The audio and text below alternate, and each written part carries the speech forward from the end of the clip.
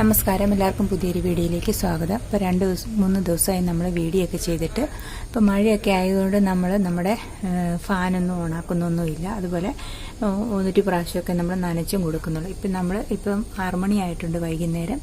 ഇപ്പോൾ temperature ഹ്യൂമിഡിറ്റിയും 28 temperature, humidity 97. ഇപ്പം നമ്മുടെ ഈ പഴയ ബെഡിൽ നിന്നൊക്കെ ഇന്ന് രാവിലെ നമുക്ക് 400 ഗ്രാം കിട്ടിയിട്ടുണ്ടായിരുന്നു. ഇപ്പോഴും ഈ ബെഡിലൊക്കെ എല്ലാത്തിലും മുട്ട് വന്നിട്ടുണ്ട്. അപ്പോൾ ഇതൊക്കെ പോകാറായ ബെഡാണ്. ഇതൊക്കെ ഇതിനകത്തൊക്കെ ഉണ്ടായിട്ടുണ്ട്. ഇതിലെല്ലാം നന്നായിട്ട് വന്നിട്ടുണ്ട്. ഈ ബെഡൊക്കെ നമ്മൾ കളയാൻ വേണ്ടി വെച്ചിരുന്ന ബെഡുകളാണ്. ഇതിലെല്ലാം മഴയായപ്പോഴത്തേക്കിനും ഇപ്പം തണുപ്പ് സമയമാകുമ്പോൾ നമുക്ക് നല്ല രീതിയിൽ തന്നെ കിട്ടും.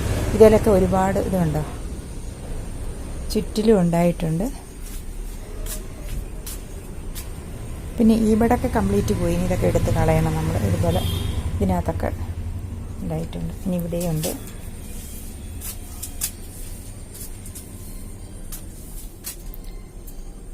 എല്ലാ ദിവസവും നമുക്കിപ്പം കൂണ് കിട്ടുന്നുണ്ട്. ചില ദിവസം നമുക്ക് 800 ഗ്രാം 1 കിലോയുടെ അടുത്തൊക്കെ കിട്ടുന്നുണ്ട്. നമ്മുടെ വിത്ത് നല്ലതായതുകൊണ്ടാണ്.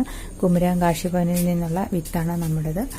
അപ്പോൾ അതിനൊരു കംപ്ലൈൻറ്റും ഇല്ല. ഇപ്പോൾ ഈ ബെഡൊക്കെ ഇത്രയും പഴക്കം വന്നിട്ടും കൂടി ഇതിനകത്തുനിന്ന് ടെമ്പറേച്ചർ ഹ്യൂമിഡിറ്റിയും കറക്റ്റ് ആയതുകൊണ്ട് അതിൽ നിന്ന് നമുക്ക് കൂണ് കിട്ടുന്നുണ്ട്. ഇനി നമ്മുടെ ഡാർക്ക് റൂമിൽ ഇട്ടിരുന്ന പുതിയ ബെഡ് നമ്മൾ നാളെയാണ് പുറത്തേക്ക് മാറ്റുന്നത്. ഇതിനകത്തൊക്കെ മൈസീലിയം സ്പ്രെഡ് ആയിട്ടില്ല. ഇതിനകത്തൊക്കെ കണ്ടോ, കുറച്ച് വൈറ്റ് കളർ വന്നിട്ടുണ്ട്. എല്ലാ ബെഡിലും അതുപോലെയൊക്കെ വന്നിട്ടുണ്ട്.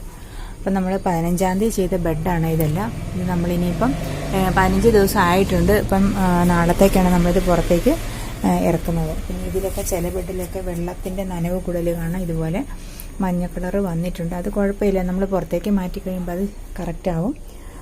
ഇത് നമ്മൾ പുറത്തേക്ക് മാറ്റിയിട്ട് ഇത് നമ്മൾ നനച്ച് കൊടുക്കണം. ഹോളൊക്കെ ഇട്ടതിന് ശേഷം നനച്ച് കൊടുക്കണം. അപ്പം തണുപ്പ് സമയമാകുമ്പോൾ നമുക്ക് നല്ല രീതിയിൽ തന്നെ കിട്ടും. അത് നമ്മൾ സെയിൽ ചെയ്യാനുള്ള ഒരു വഴിയും കൂടെ നമ്മൾ നേരത്തെ തന്നെ കണ്ടെത്തി വെക്കണം.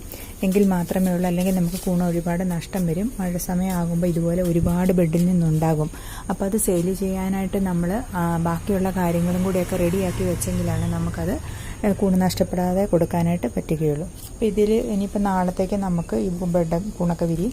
നമ്മൾ ഈ ഒരു പാകം ആകുമ്പോഴത്തേക്കിനാണ് കൂണ് ഇതിൽ നിന്ന് എടുക്കുന്നത്.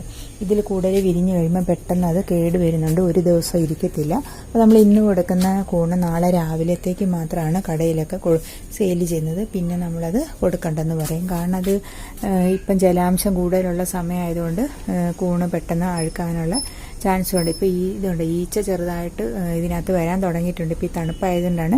ഇനി നമ്മൾ ഈ ബെഡൊക്കെ മാറ്റിയിട്ട് ഒന്നുകൂടി ഫുമിഗേഷൻ ചെയ്യണം. പിന്നെ ഇതുപോലെ നമ്മൾ ഈ ഒരു പാത്രത്തിനകത്ത് കുന്തിരിക്കും, മഞ്ഞപ്പൊടി ഇതൊക്കെ ഇട്ടിട്ട് നമ്മൾ ഇടയ്ക്ക് ആവിയും പുകയ്ക്കാറുമുണ്ട്. അപ്പോൾ ഉണ്ട്, അന്നേരം ഈ ഈച്ചയുടെ ശല്യമൊക്കെ മാറും. ഇത്രയൊക്കെയാണ് ഇന്നത്തെ വിശേഷങ്ങൾ. അടുത്തൊരു വീഡിയോ ആയിട്ട് വരുന്നവരെ ബായ്.